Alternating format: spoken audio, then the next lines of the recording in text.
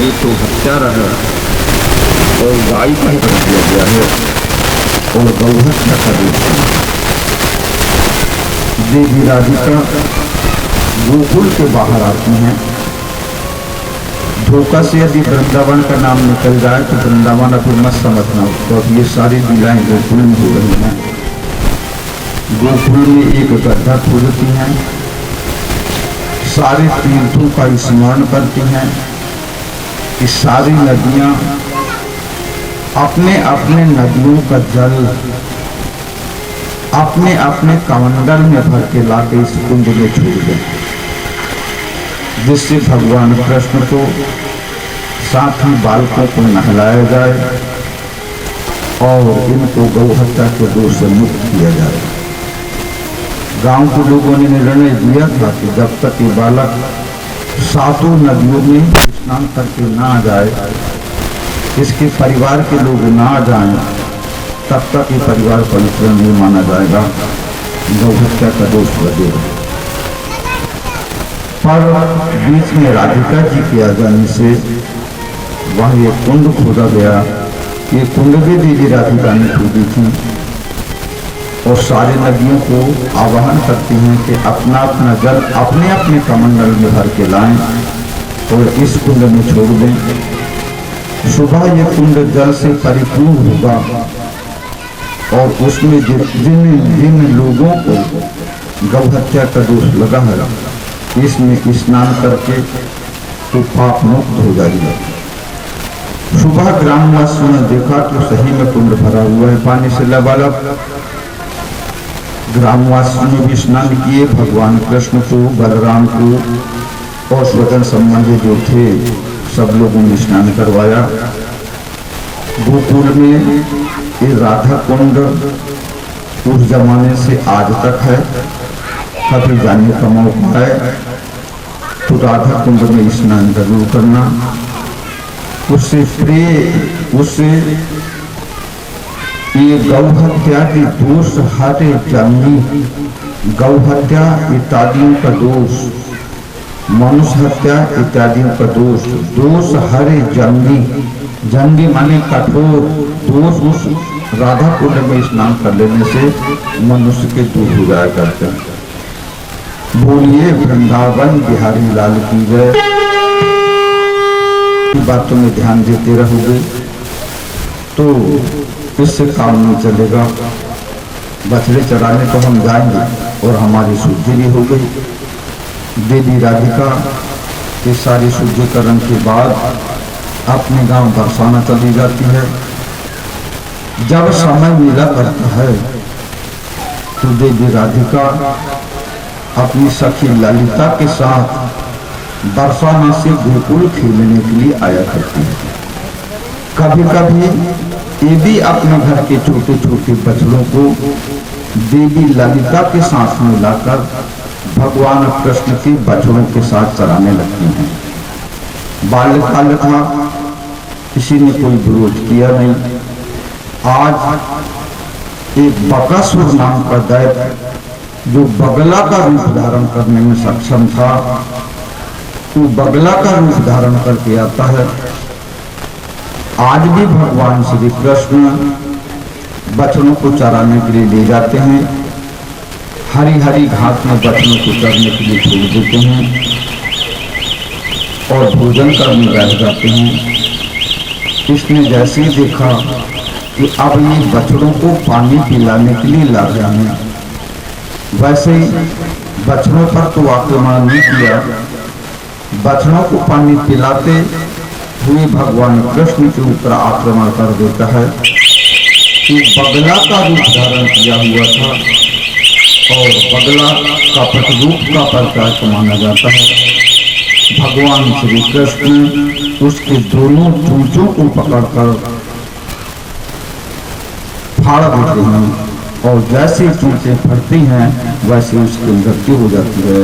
बोलिए वृंदावन बिहारी लाल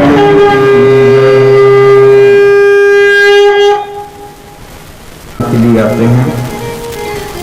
गाय को जल पिलाकर, गाय नहीं अभी बछड़ा, बछड़ों को पानी पिलाकर फिर हरी हरी गाय हरी हरी घास जहाँ लगी थी वहां चरने को छोड़ देते हैं और साथी बालकों के साथ फिर भोजन करने लगते हैं। साथी बालक भोजन करने के बाद बछड़ों की तलाश के लिए जाते हैं। वहां अघासुर नाम का एक दैत्य ऐसी कंदरा का रूप धारण करके बैठा था। पोला खोह बना करके बैठा था। वो पोला बना काफी चमकदार था। उस चमकदार खोह को देखकर बालक आश्चर्यचकित हो जाते हैं कि पहाड़ कंदराओं में इस कदर की चमक देखने को नहीं मिली। कि आज कोई असुर तो नहीं है? बोले असुर नहीं होगा, असुर कितना बड़ा मुंह बना के बैठेगा। चलो मान लो असुर होगा कि तो हमारे कन्हैया हमको बचा लेंगे। कुछ बालक उस अघासुर के खुला हुआ मुंह था वो और खोह का रूप धारण करके बैठा हुआ था। सीधे भीतर चले जाते हैं। कुछ भी नहीं करता। भगवान को ढूंढने पर जब बालक नहीं समझ में आए, भगवान कृष्ण भी उसी खोह की ओर जाते हैं। इनको अंदेशा हुआ कि हो न हो ये साथी बालक एक नए खोह को देखकर आश्चर्य पड़ के इसका निरीक्षण के लिए भीतर घुसेंगे। भगवान कृष्ण भी उसी खोह के भीतर घुस पड़ते हैं और जैसे ही खोह के भीतर घुसे वैसे उस अघासुर ने अपने मुंह को बंद कर दिया। जैसे मुंह को बंद किया वैसे ही भगवान श्री कृष्ण उसकी भयंकरता को जानते थे। अपनी लाठी और साथ ही बालकों की लाठी को खड़ी करवा देते हैं। लाठी खड़ी होने के कारण उस अघासुर का मुंह बंद तो नहीं हो पाता, उल्टे लाठी के कसाव के कारण उसका पेट फट जाता है और पेट के फट जाने से उसकी मृत्यु हो जाती है। पेट फटने से सारे के सारे बालक उसके पेट के बाहर निकल आते हैं। यमुना जी में नहाए धोए, किसी को रक्त लगा था, किसी को खून लगा था, किसी को खरोंच आई थी। शुद्ध होते ही नहा धो के अपने कपड़े पहने बच्चों को लेकर फिर अपना घर चले जाते हैं। बोलिए वृंदावन बिहारी लाल की जय। घर आने के लिए रंभाने लगते हैं। इसलिए इन बच्चों को रोके रहना हमारे लिए परेशानी का कारण बनता है। साथ में यदि इनकी माताओं को भी ले जाएं तो बछड़े और माँ साथ में होने से शाम तक चलते रहेंगे और बार बार रंभाएंगे नहीं, जिससे हमको परेशान नहीं होना पड़ेगा। आज से हम गायों को भी चराने के लिए ले जाते हैं। आज भगवान श्री कृष्ण सारी गायों को साथ में बछड़ों को लेकर के चराने के लिए जाते हैं। ये चर्चा नारद जी के द्वारा ब्रह्मा जी को प्राप्त हुई थी कि गोकुल में नंद और यशोदा के यहाँ सुना जाता है कि ब्रह्म का अवतरण हुआ। बहुत सी अद्भुत लीलाएं उस बालक के द्वारा देखने को मिलती है। सही में ब्रह्म का अवतार गोकुल में हो चुका है। आप दर्शन करके आए। ब्रह्मा जी नारद जी की बात को मानकर आज इस गोकुल की चरोखर भूमि में आते हैं। आकर क्या देखते हैं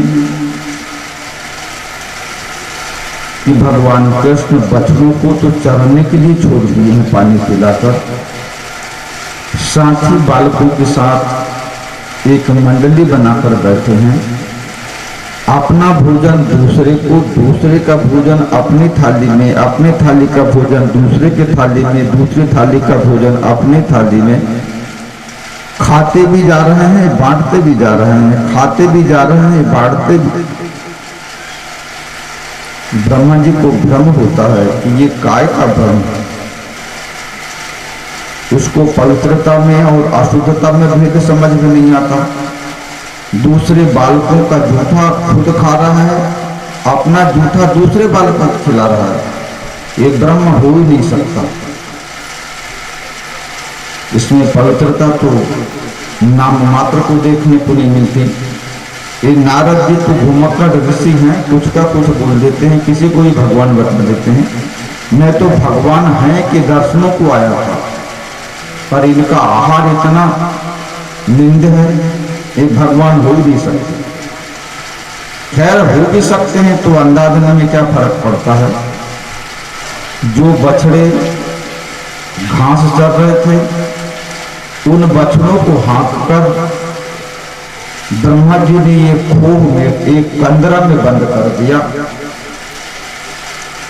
इन बालकों में एक नियम बना हुआ था कि आज बछड़ों को पानी पिलाने का दिन फलाने वाला का रहेगा। बछड़ों को हरी घास में चरने के लिए छोड़ने का काम फलाने वाला का रहेगा। बालकों को वापस घेर के लाने का काम फलाने लड़के का होगा। इस प्रकार के हर बालकों में ड्यूटियां बंधी हुई थी। आज जो ड्यूटी थी,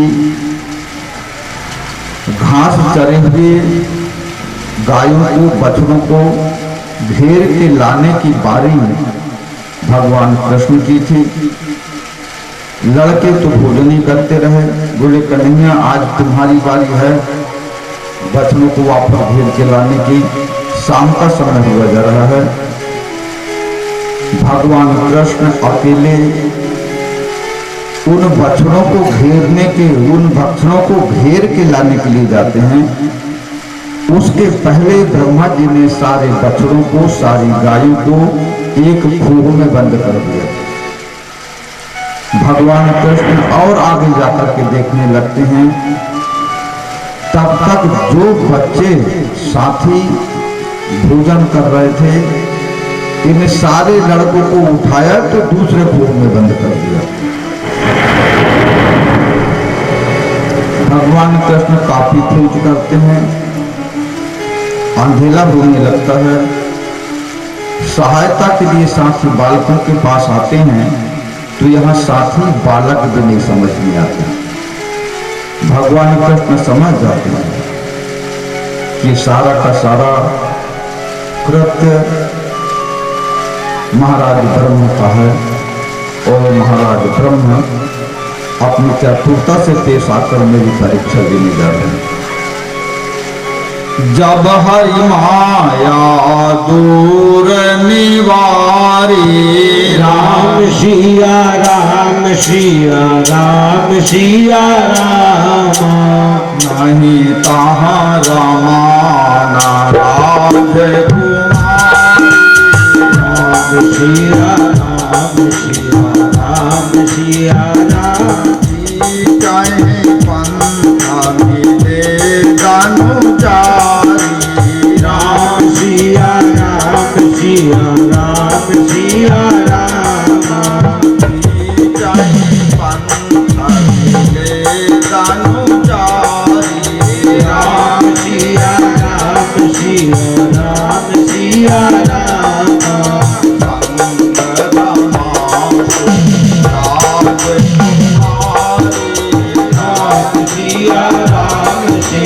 राम, सिया राम, हर व्यापक सर्वत्र समाना।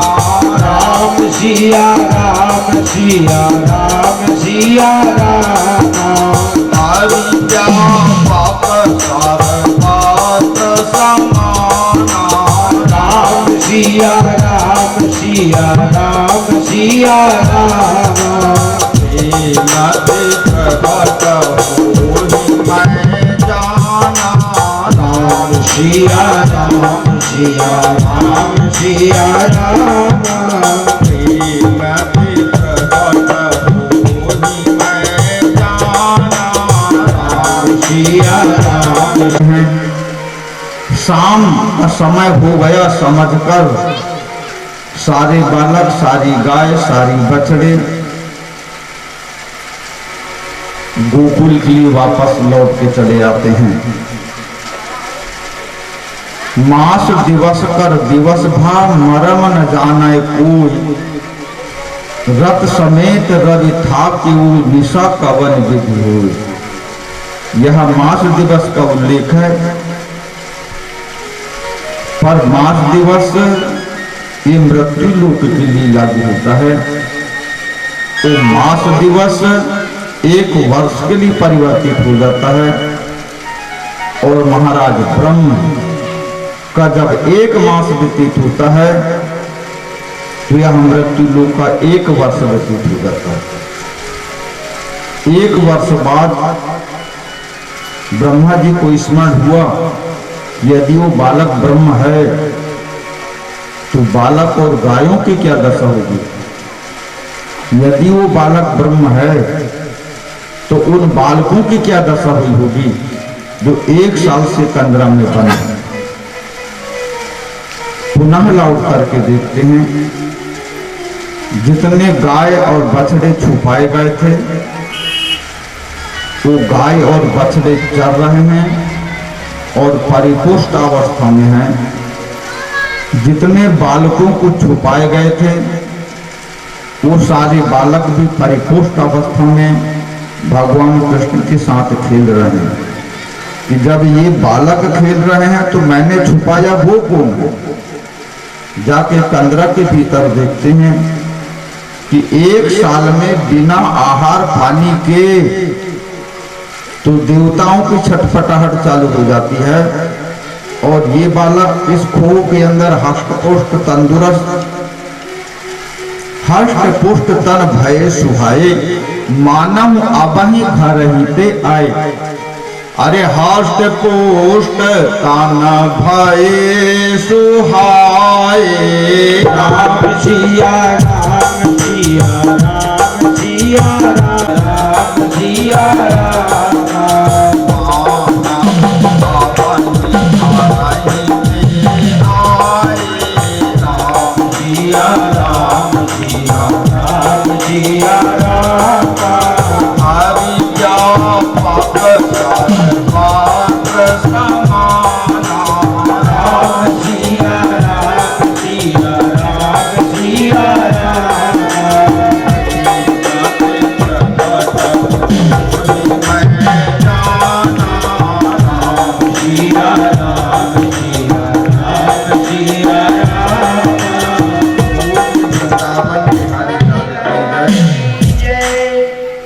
ब्रह्म को विश्वास हो जाता है कि मानव अब हम घर ही आए, माने अभी घर से ये भोजन करके आए हैं।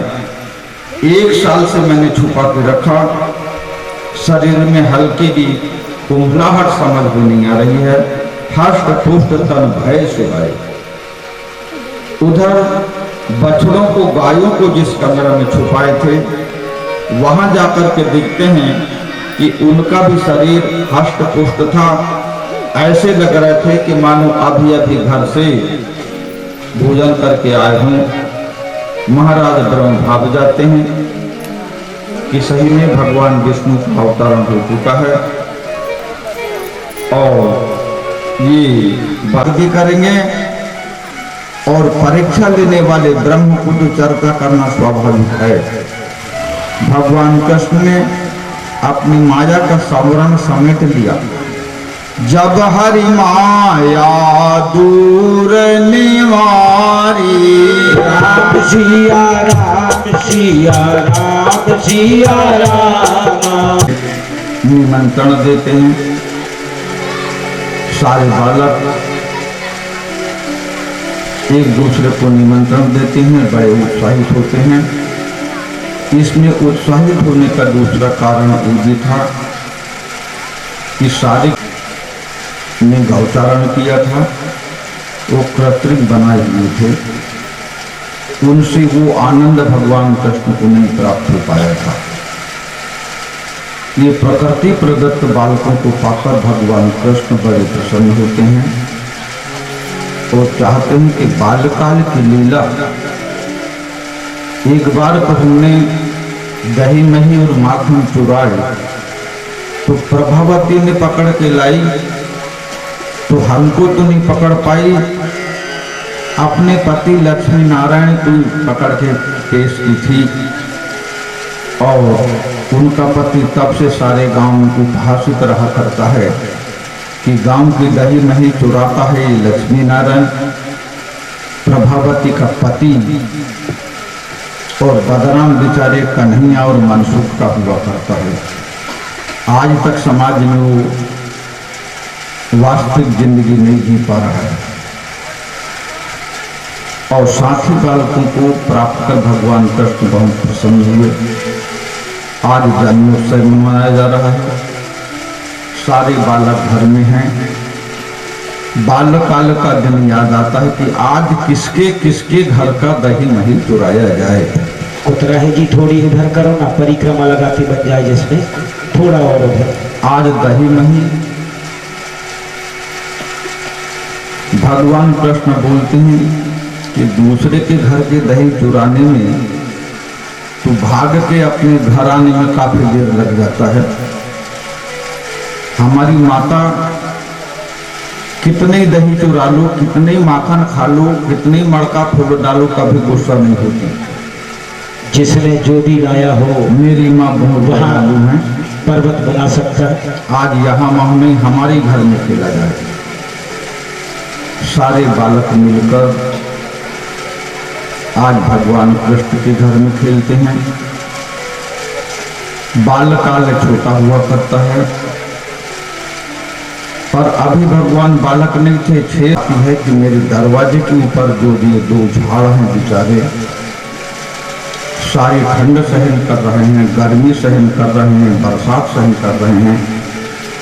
इन वृक्षों के साथ नारद जी का श्राप जुड़ा हुआ है और बिना मेरे इनका उद्धार भी नहीं हो पाएगा। क्या उपाय करना चाहिए? बड़े जोर से अपनी माता को हट मचाते हैं कि मैं भोजन करूंगा, भोजन करूंगा, भोजन। भोजन बना नहीं था। माता यशोदा उनको माखन का लूंगा लाकर खाने के लिए देने लगती हैं, दे देती हैं और स्वयं जाके जल्दी भोजन बनाने लगती हैं। हाथ में दिया गया माखन का लूंगा मित्र बालकों के साथ में एक ही झटके में खा जाते हैं वो और सारे बालकों को लेकर घर के भीतर घुसते हैं और जिन सीकों पर माखन टंगा हुआ था उन सीकों को बड़े जोर से झटका मार के गिराते हैं तो मड़का धरती में गिरते ही गिर जाता है। मड़के की जैसी भड़ाक की आवाज सुनती हैं, देवी यशोदा दौड़ के आती हैं भीतर।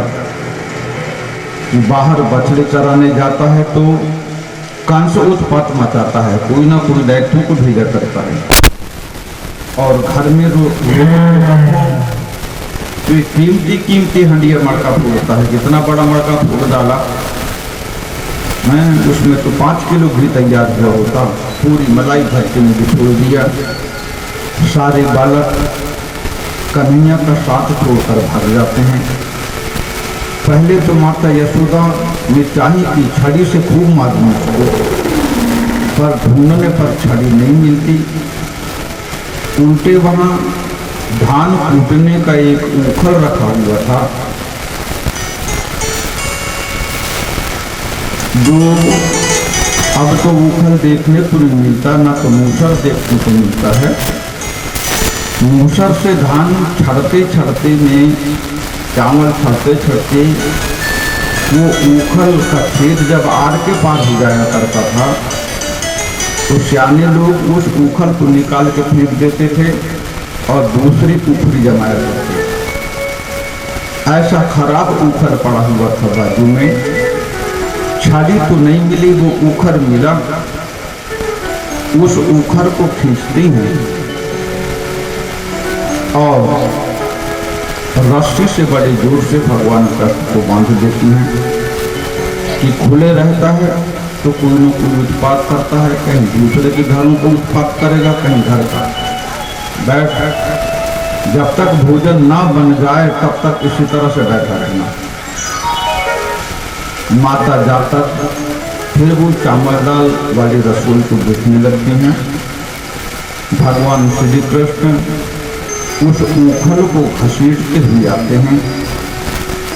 दरवाजे पर 2 वृक्ष टंगे थे जिनका यमल और अर्जुन, यमलार्जुन नाम था। उन झाड़ों को के बीच में फंसाकर जोर से जैसे ही झटका मारते हैं वैसे वो वृक्ष धड़ाम से एक साथ गिर पड़ते हैं, दोनों के दोनों। और वृक्ष की जड़ से कोई यमलार्जुन, ये कथा थोड़ी सी लंबी होगी, समय कम है। ये महाराज कुबेर के पुत्र थे, नलकूबर और मणिग्रीव। नारद जी का तिरस्कार कर देने के कारण नारद जी ने इनको श्राप दे दिया था कि ऊंच निवास नीच कर पूती देख न सकें कराए भाई थी। जन्म तो ऊंचे घरों में हुआ और कर्म इतना निकृष्ट कि नई कन्याओं को लेकर जल के भीतर गंधर्व भी हरकत है। इसमें तो गंधर्व और गंधर्वनी संकोच करती है। तो धनाधीश कुबेर भगवान शंकर के मित्र माने जाते हैं। भगवान शंकर अपने पास कोई पैसा कौड़ी नहीं रखा करते। जिस भक्त को आशीर्वाद देते हैं उस भक्त को राशि, संपत्ति, पैसा कुबेर दिया करता है। भगवान शंकर को इशारा कर दिया करते हैं सिर्फ कि जाओ पैसा ले लो, कुबेर से 10,000 दिया। इनके खुद के पास पैसे नहीं रहा करता, निर्देश करते हैं। ये निर्देश दिया और कुबेर ने पैसा उसको दिया, धन दिया, चावल दिया, पैसा जो साधक चाह ले वो सामान की पूर्ति करना कुबेर का। और कुबेर के ये दोनों पुत्र थे कि तुम इतने मदान हो कि तुमको थोड़ी भी संकोच नहीं, जाओ तुम जड़ वृक्ष हो जाओ। बाद में दोनों लड़के पानी से निकलते हैं नंगे और आके चरणों में गिर के प्रार्थना करने लगते हैं कि हमारे अपराध को क्षमा करो गुरुदेव, हमारे अपराध को क्षमा करो, हमसे अज्ञानता में आपकी गलती हो गई। तब भगवान नारद ने अपराधों की क्षमा किए थे कि 12 बरस प्रमाण पुनि कहो सहित अनुराग, वासुदेव पद पंक रुह दंपति मन अतुला की बेटा तुमको ये पूरा का पूरा त्रेता युग जड़ योनि में रहना पड़ेगा। जब द्वापर चंद्रपाल भगवंता, लंबी स्तुति है ये, दूसरी बार का भी समय होगा तो सुनाएंगे। चले जाते हैं। इधर दूसरे दिन सारे ग्रामवासी महाराज नंद से आकर बोलते हैं कि महाराज आज इंद्र की पूजन का दिन है। सारा का सारा ब्रजमंडल, सारा का सारा मथुरा, सारा का सारा गोकुल, सारा बरसाना, सारा का सारा नंदगांव आज इंद्र की पूजन के लिए बड़ी तन्मयता पूर्वक तैयारी कर रहा है। और अपन तो भूल ही गए हैं कि आज इंद्र की पूजन का दिन है। जैसे बीच ये जानकारी भगवान कृष्ण और बलराम को लगती है कि पिताजी एक कौन से देवता की पूजन की तैयारी हो रही है। बताए कि बेटा ये हम वंश परंपरागत ढंग से हर वर्ष इंद्र की पूजन किया करते हैं। इस पूजा से वो प्रसन्न हुआ करते हैं और उनकी प्रसन्नता से हमारे गोकुल में अच्छी बरसात बरसा करती है, जिससे अन्न धन हमारा खूब हुआ करता है। घास भी अच्छी उत्पन्न होती है, जिससे हमारे पशुधन भी तृप्त हुआ करते हैं, अच्छी फसल प्राप्त करके हम भी तृप्त हुआ करते हैं। उनकी प्रसन्नता के लिए पूरे ग्रामवासी मिलकर इंद्र की पूजन करते हैं। ग्रामवासी क्या, पूरे क्षेत्रवासी। भगवान कृष्ण बताते हैं कि पिताश्री को इंद्रपद एक सत्ता होती है, राजा को राज्य की सत्ता प्रजा दिया करती है, और उसको आप राजा मान रहे हो, उसकी स्वयं की सत्ता नहीं है। देवताओं ने मिलकर उसको अपना अपना अधिकार देके पावर ऑफ अटर्नी नियुक्त किया। वो तो हमारा कर्मचारी माना जाएगा, जैसा हम कहेंगे वैसा उसको करना पड़ेगा। इंद्र स्वयं गरीब है, वो क्या दूसरों को कुछ दे सकता है? अरे जल बरसाने का काम तो मेघों का होता है पिताश्री, आप कहाँ इंद्र की पूजन में लगे थे? बल्कि हमारे पास में ये गोवर्धन पर्वत है, इस गोवर्धन पहाड़ के ऊपर चकलेश्वर महादेव का मंदिर है। यदि हम सब मिलकर इस चकलेश्वर महादेव की पूजन करें तो बिना कहे धन धान से हमको परिपूर्ण कर देंगे। जिन जिन साधकों की जो जो कमियां है जीवन में, वो सारी की सारी कमियों की पूर्ति हो जाएगी। साथ में गोवर्धन सारे पक्के गांव के बाहर खड़े थे और घना घना धूल बरसने लगता है। भगवान कृष्ण भगवान चकलेश्वर महादेव की आराधना करते हैं। भगवान शंकर प्रसन्न हो जाते हैं और पहाड़ की वजन को कम कर देते हैं। भगवान कृष्ण साथी बालकों को लेकर वो कई जन्म का जमा जमाया पहाड़ उसको उंगली से उद्गारते हैं। वो पहाड़ उचटने लगता है ऊपर, जैसे थूपा हुआ कंडा उचट रहा हो। भगवान कृष्ण को विश्वास हो गया कि ये पहाड़ फूला है, उठाओ, भगवान शंकर की कृपा है। थोड़ा बल लगाते हैं, पहाड़ उठ जाता है और उठ किया जाता है, पूरा खड़ा कर लेते हैं।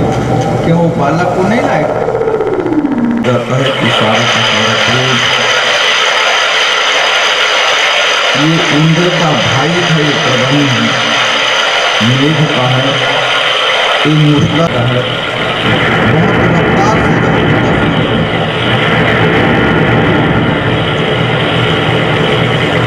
रफ्तार से सुदर्शन के रफ्तार भर घूमने के कारण एक बूंद भी पानी पहाड़ के ऊपर नहीं बरस पाया। सारा का सारा पानी पहाड़ के बाहर गिरे और बाहर का क्या गिरे, वो बह के सीधे यमुना जी में चला जाता था। यमुना जी के प्रवाह को देखकर इंद्र समझ रहा है कि मूसलाधार बारिश हो रही है, पर उस गोवर्धन पहाड़ के ऊपर एक बूंद पानी भी नहीं गिर पाया। चक्र सुदर्शन ने किसी बूंद को भी पहाड़ के ऊपर नहीं गिरने दिया। सारे ग्रामवासी उस पहाड़ के भीतर जो प्रसाद, नैवेद्य, नारियल, पान फूल लेके गए थे, चढ़ाए, पूड़ी पूड़ी, हलवा, भजिया, बड़ा जो लेके गए थे घरों से, सब अपने परिवार के साथ बैठ कर के खा रहे हैं। बोलिए वृंदावन बिहारी लाल की जय। इंद्र की पूजन को रोक कर गोवर्धन की पूजन करवाए, तब से गोवर्धन की पूजा वहाँ प्रतिष्ठापित हुई और इंद्र की पूजा का उपहास हो जाता है। बोलिए वृंदावन बिहारी लाल की जय। हो जाऊं मेरे वीर ना माने मेरो मनवा,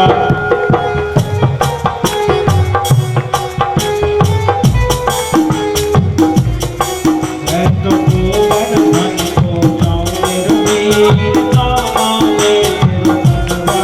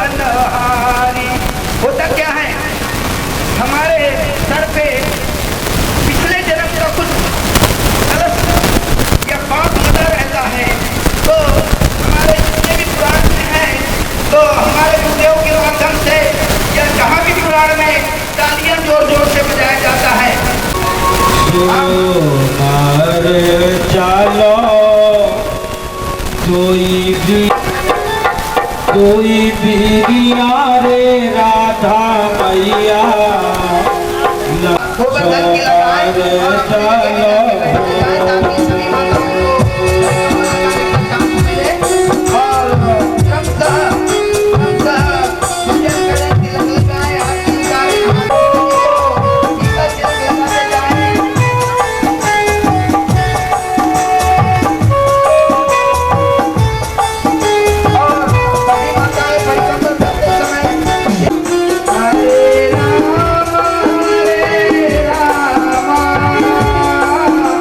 Hare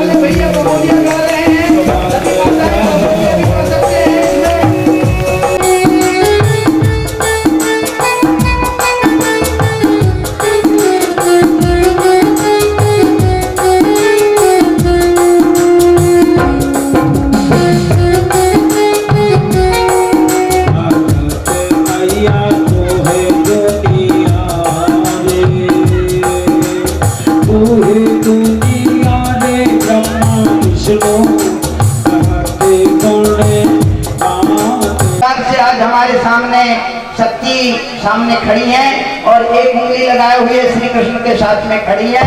बोलो वृंदावन बिहारी लाल की, राधे रानी सरकार की। हरि हरि हरि हरि। जब भगवान स्वयंवर में गए थे श्री राधे, तो उनको जब वहाँ राम के पाप को है ताज जी, पापियों के पाप को है ताज। ये हमारी क्रांति ये मुक्ति पंथी ये पंचम वेद निराला, सब ज्योति जगाने वाला। ये हमारे क्रांति ये मुक्ति पंथी ये पंचम वेद निराला, सब ज्योति जगाने वाला। ये हमारी क्रांति ये मुक्ति पंथी ये सब ज्योति बनाने वाला। ये हमारे ग्रंथ ये मुक्ति पंथ ये पंचम वेद निराला, सब ज्योति बनाने वाला। हरि नाम यही हरि धाम यही, हरि धाम यही हरि धाम यही, हरि नाम यही हरि धाम यही, हरि धाम यही हरि धाम यही। जग के मंगल की आरती, पापियों के पाप को हटार दी। श्री भागवत भगवान की है आरती, पापियों के पाप को हटार दी। श्री भागवत भगवान की है आरती, पापियों के पाप को हटार दी। श्री भागवत भगवान की है आरती, पापियों के पाप को हटार दी। शांति गीत पावन पुनीत पापों को मिटाने वाला, हरि दर्श कराने वाला। ये शांति गीत पावन पुनीत पापों को मिटाने वाला, हरि दर्श कराने वाला।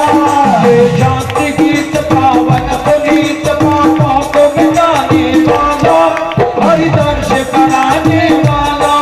ये शांति गीत पावन पुनीत पापों को मिटाने वाला, हरि दर्श कराने वाला। ये सुख करनी है दुख हरनी, ये सुख करनी है दुख हरनी, ये सुख करनी है दुख हरनी, ये सुख करनी है दुख हरनी। श्री मधुसूदन की आरती, पापियों के पाप को हटार दी। श्री भागवत भगवान की है आरती, पापियों के पाप को हटार दी। श्री भागवत भगवान की है आरती, पापियों के पाप को हटार दी। श्री भागवत भगवान की है आरती, पापियों के पाप को हटार दी। ये मधुर बोल जग भक्त खोल, जग मार्ग बताने वाला, बिगड़ी को बनाने वाला। ये मधुर बोल जग भक्त खोल, जग मार्ग बताने वाला, बिगड़ी को बनाने वाला। ये मधुर बोल जग भक्त खोल, जग मार्ग बताने वाला, बिगड़ी को बनाने वाला। ये मधुर बोल जग भक्त खोल, पाप को हटार दी। श्री भागवत भगवान की है आरती, पापियों के पाप को हटार दी। श्री भागवत भगवान की है आरती, पापियों के पाप को हटार दी। श्री भागवत भगवान की है आरती, पापियों के पाप को हटार दी। पापियों के पाप को हटार दी, पापियों के पाप को हटार दी। बोले वृंदावन बिहारी लाल की जय।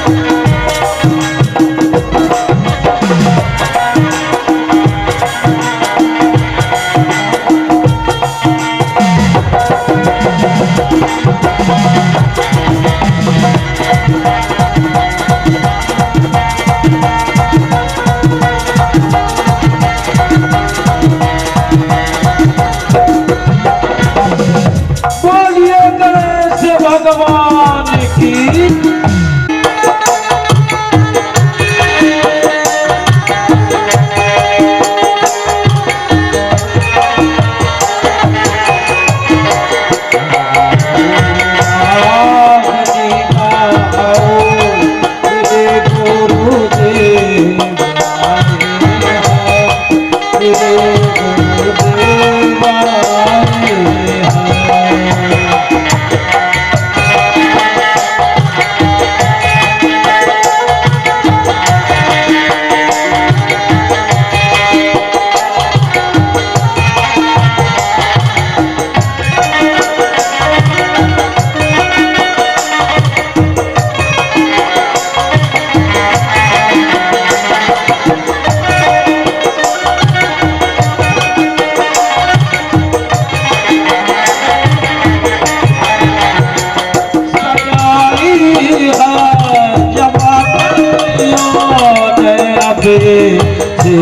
देवल फत की उन्हें मालूम था आए गीत के गुरुवरती हवा रागनी गाओ हे गुरुदेव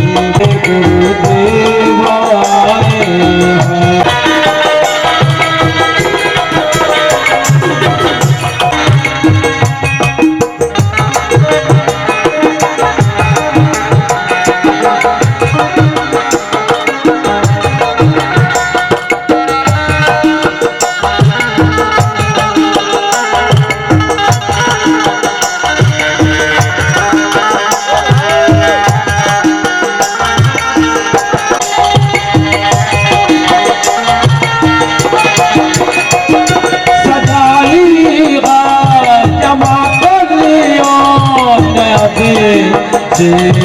गुरुवरती उन्हें मालूम था आए गीत गुरुवरती रागनी गाओ हे गुरुदेव आए हैं, हे गुरुदेव आए हैं। जय हो।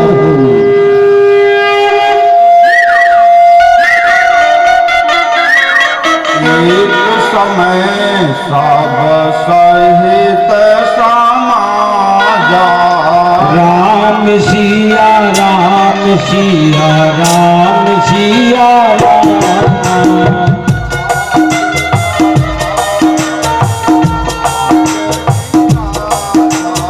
राम सिया राम सिया राम सिया राम।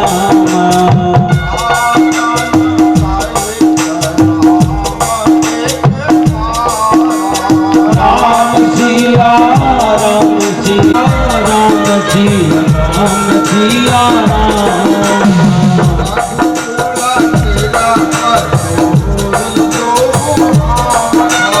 राम सिया राम सिया राम सिया राम।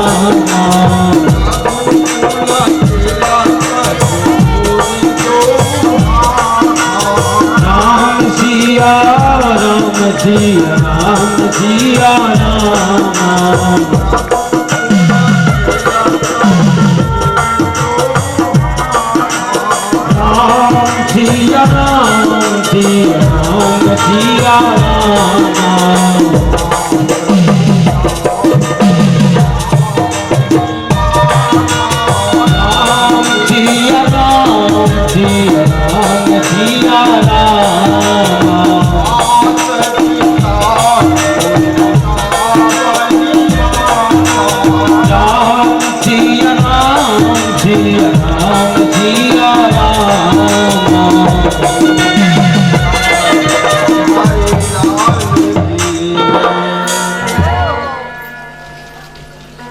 चलो आज भी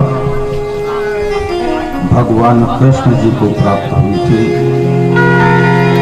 बलराम जी को प्राप्त हुई थी। आज भगवान कृष्ण ने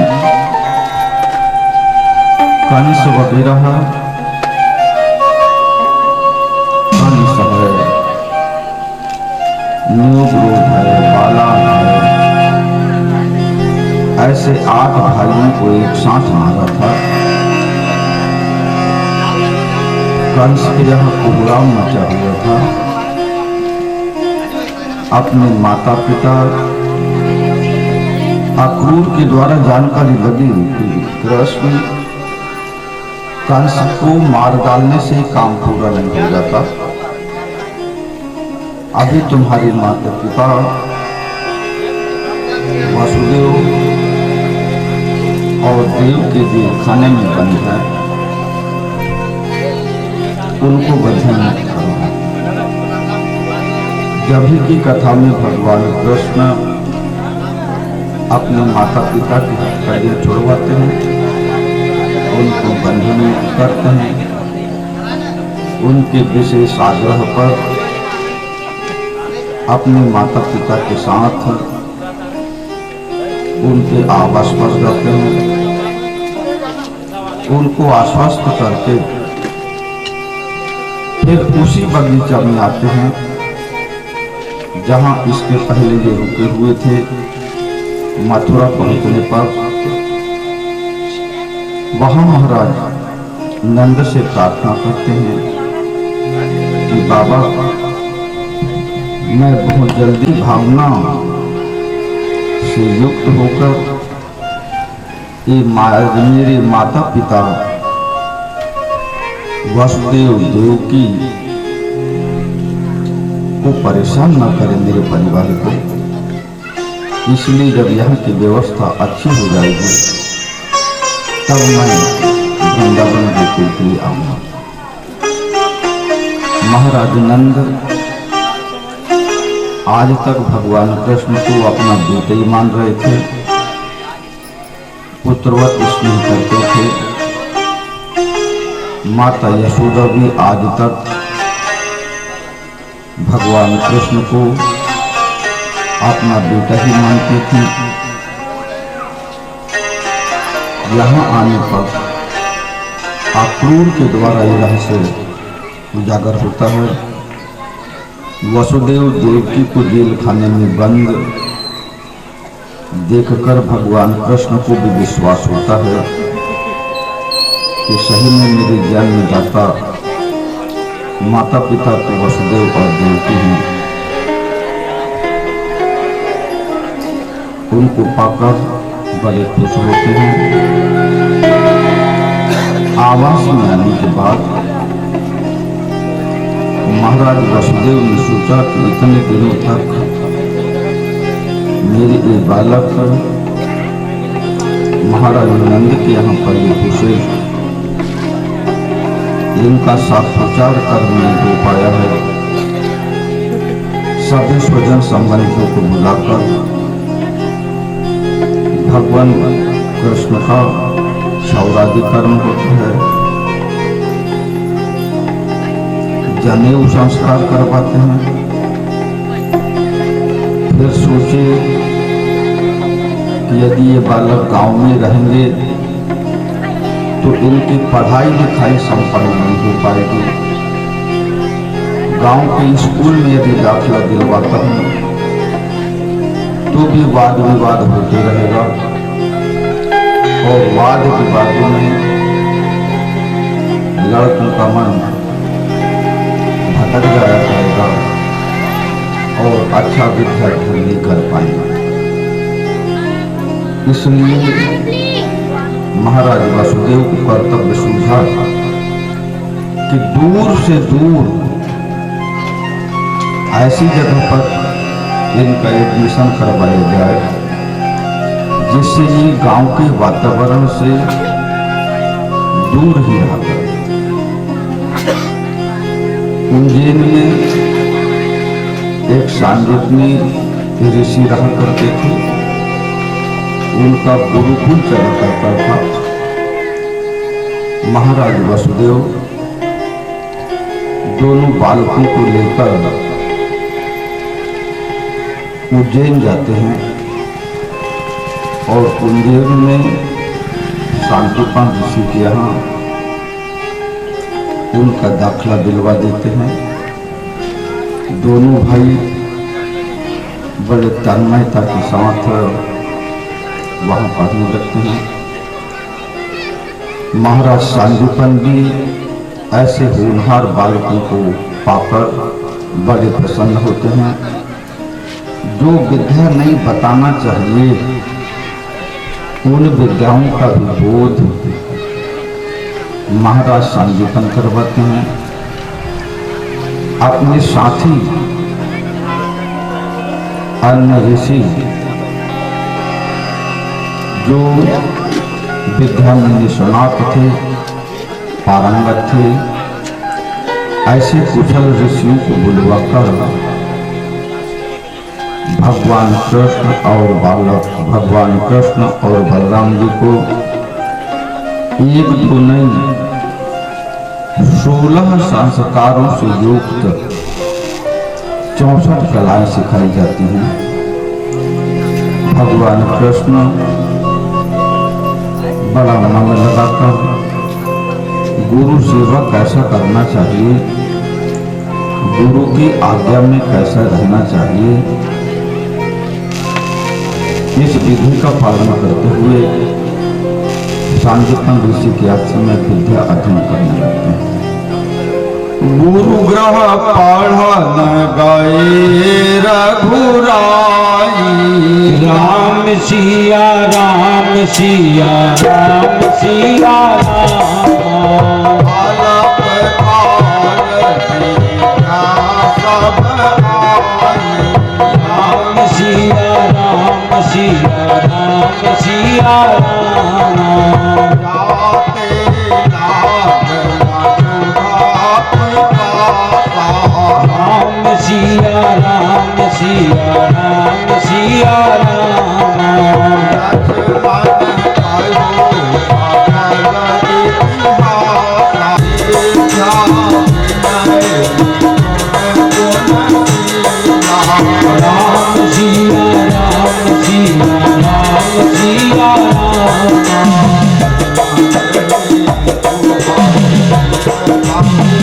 राम सिया राम सिया राम सिया राम। गुरु ग्रह पढ़न रघुराई, राम सिया राम सिया राम सिया राम।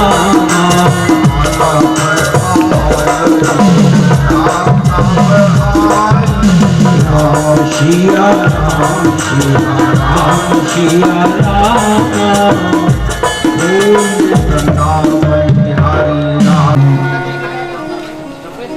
इसी बीच जानकारी लगी कि कौरवों ने इनकी बहन कुंती और कुंती के 5 पुत्र धर्मराज युधिष्ठिर, अर्जुन, नकुल और सहदेव को तपस्या करने के लिए, भजन पूजन करने के लिए एक नया मकान बनवाकर समर्पित कर दिया था और समझाया था कि तुम्हारा भजन पूजन का स्वभाव है, तुम्हारे स्वभाव को देखकर तुम्हारे ये बालक भी भगवान का भजन पूजन दान पुण्य ज्यादा किया करते हैं। ये लड़के तुम्हारे बालकों को परेशान करते हैं, इसलिए मैंने ये मकान अभी अभी नया बनवाया हूं, तुम देख लो, यदि तुमको पसंद आता है तो तुम इस नए मकान में जाकर के रहो। धन धान चावल व्यवस्था अनाज पानी की राज्य की ओर से कर दी जाएगी। इस बात को धृतराष्ट्र नहीं जानते थे। दुर्योधन ने अपने खास विश्वसनीय मंत्रियों के द्वारा वो महल लाख का बनवाया था और पिता धृतराष्ट्र को सलाह दिया था कि हम 100 भाई हुआ करते हैं, ये 5 भाई हुआ करते हैं, इनकी माता ज्यादा पूजन पाठ करती है, माँ के देखा सीखी ये लड़के भी ज्यादा पूजन पाठ करते हैं, हमारे 100 भाइयों के द्वारा हल्ला गुल्ला होता है, हमारे दोस्त आते हैं, मित्र आते हैं, उससे इनके पूजन पाठ में दखल होता है। तो मैंने ये महल बनवाया तो अपने लिए हूँ, पर यदि इनको पसंद आए तो ये सब के सब उस महल में जाके रहने लगे। इस प्रकार की सलाह दुर्योधन अपने पिता धृतराष्ट्र को देता है, पर धृतराष्ट्र ने दुर्भावना से वो महल 1 लाख का बनवाया था। माता कुंती के साथ उस मकान में रहने लगेंगे। उनको विश्वास हो जाएगा कि मकान अच्छा है, सुंदर है, विश्वास हो जाएगा तो आराम से सोने लगेंगे। किसी भी रात में जब ये गहरी निद्रा में सोएंगे, उस समय उस लाख के महल में आग लगा दी जाएगी, जिससे ये पांचों के पांचों भाई और माता कुंती जल के भस्म हो जाएंगे। ये नियत थी दुर्योधन की। पिता को वास्तविकता की जानकारी नहीं देता। अरे ये गुस्सा मत किया करो।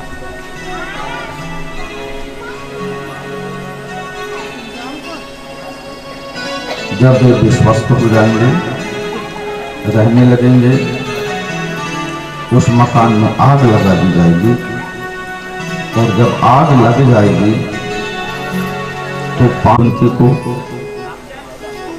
कि बहू ये मकान बनवाया तो दुर्योधन ने अपने लिए है, और बहुत सुंदर मकान, ज्यादा लागत लगा के बनवाया। तुम जाके उस मकान को देख लो, यदि तुमको विश्वास होता हो मकान अच्छा है तो तुम उस मकान में जाके रहने लगो, वहाँ दान करो, पुण्य करो, पूजन करो, पाठ करो, स्वतंत्र हो। यहाँ ये 100 भाई उदंड किस्म के हैं। बात बात पर भीम के साथ लड़ाई हो जाती है, बात बात के ऊपर अर्जुन से लड़ाई हो जाती है, नकुल से, सहदेव, हर रोज झगड़ा होते रहता है। वो मकान एकांत जैसे रहेगा, तुमको वहां जाके रहो। बेचारी कुंती भोले स्वभाव की थी, विश्वास में आ जाती है। मकान को देखी पर कि सही में मकान बड़ा सुंदर, बड़ा चमकीला मकान था, शहर के बाहर था, अच्छा मकान था।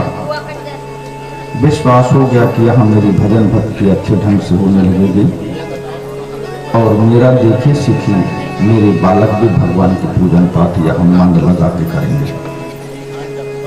आकर के उस लाख की महल में रहने लगती हैं। दुर्योधन ने एक और माता राम को, जिसके 5 बेटा थे, उस माता राम को कुंती की सेवा के लिए नियुक्त कर देता है कि तुम इसी महल में रहा करे और हमारी चाची कुंती की सेवा करे। उसके 5 लड़कों को भी मुकर्रर किया कि तुम भी इसी महल में रहा करे और मेरे भाइयों की सेवा जाप्ता मदद किया करे। वो बुढ़िया भी अपने 5 बेटों को लेकर उसी महल में रहने लगती है। समय समय पर कुंती की सेवाएं होती हैं।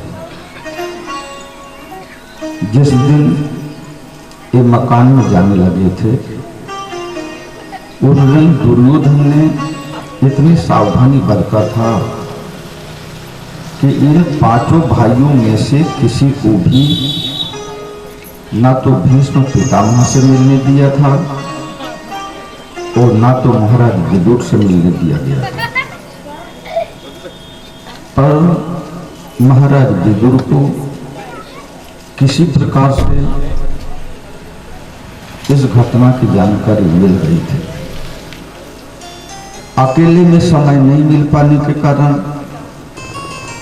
चलते चलते में सांकेतिक शब्दों में महाराज विदुर ने इशारा कर दिए थे कि पुत्र, दुश्मन के मनोभावों को देखकर उसके बच्चों पर विश्वास करना चाहिए। जंगल में वो चूहा सुरक्षित रहता है जो गहरे बिल में उतर जाता है। जो चूहा गहरे बिल में उतर जाता है वो चूहा सुरक्षित रहता है। शत्रु के मनोभावों को देखकर उसके वचनों पर विश्वास करना चाहिए। ये दो ही शब्द सांकेतिक थे, इसका कोई भी अर्थ नहीं बन पा रहा था। युधिष्ठिर, अर्जुन, भीम, नकुल, सहदेव अपनी माता के साथ चल तो जरूर रहे थे, पर मन उनका इन्हीं शब्दों में उलझा हुआ था कि वन में कोई चूहा सुरक्षित रहता है जो गहरे दिल में उतर जाता है। शत्रु के मनोभावों को देखकर उसकी बातों पर विश्वास करना चाहिए। ये दोनों शब्दों का कोई अर्थ ही नहीं बन रहा था। इधर महाराज विदुर ने अपने विश्वसनीय कर्मचारियों के द्वारा जंगल से ऐसी एक सुरंग खुदवाए थे जो ठीक उस महल के भीतर निकलती थी। सुरंग खोदने वाले कर्मचारियों ने बाहर से सुरंग खोदती खोदती लाए और जहां वो सुरंग मकान के भीतर निकलती थी उस जगह को बहुत पतली करके ठोकर मारने की कोशिश किए, पर उसको ना तो युधिष्ठिर समझ पाए ना तो भीम, नकुल, सहदेव समझ पाए। सुरंग बनाने वाले सुरंग बनाकर आ जाते हैं। महाराज विदुर को जानकारी दी कि महाराज सुरंग तो तैयार हो गई, पर सुरंग तैयार हो गई की जानकारी हमने उन पांचों भाइयों को देने की कोशिश तो किए, पर असफल रहे। उस समय वहां कोई भी नहीं थे, माता कुंती भी नहीं थी। इधर युधिष्ठिर का दिमाग इसी शब्दों पर ध्यान जोर दे रहा था कि जंगल में वो चूहा सुरक्षित रहता है जो गहरे बिल में उतर जाता है। मकान तो सुंदर है, यहां हम सुरक्षित नहीं रह सकते। चूहा जंगल में सुरक्षित रहता है और जंगल में भी वो चूहा सुरक्षित रहता है जो गहरे बिल में उतर जाता है। महाराज युधिष्ठिर ठोक ठोक के उस जगह को देख रहे हैं, ठोक ठोक के ठोकते ठोकते जानकारी लगी कि ये जगह पूली है। जोर से ठोके